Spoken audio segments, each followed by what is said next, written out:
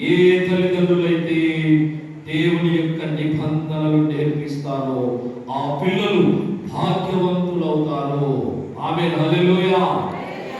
ఏ తల్లిదండ్రులైతే పిల్లలకు భక్తి మార్గాన్ని నేర్పిస్తారో ఆ తల్లిదండ్రులు భాగ్యవంతులు అవుతారు, ఆ పిల్లలు దీవించబడతారు.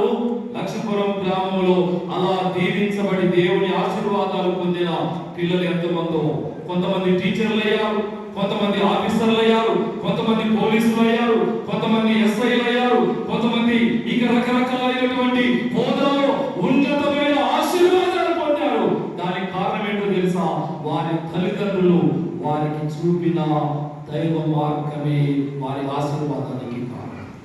ఈనాడు బహుళ దేశంలో, అన్య దేశంలో దేవుని ప్రజలు పేరు ప్రఖ్యాతులు సంపాదించుకోవడానికి, రాజు యొక్క ఆస్థానంలో పనిచేయడానికి ఎందుకు వారు కారకులయ్యారంటే వారి భక్తి జీవితమే వారిని ఉన్నతమైన ఆశీర్వాదాలకు గురి చేసింది. దేవునికి స్తోత్రం, హల్లెలూయా. అందుకే ఆ తల్లిదండ్రులు చెప్తున్నారు ఆ పిల్లలకు, ఒరే అబ్బాయి, ఈ చెరకు రావడానికి కారణం ఏంటో తెలుసా? మా పాపమే, మా చేసినే, మేము దేవుని మీద చేసిన తిరుగుబాటే ఈ చెరకు కారణం.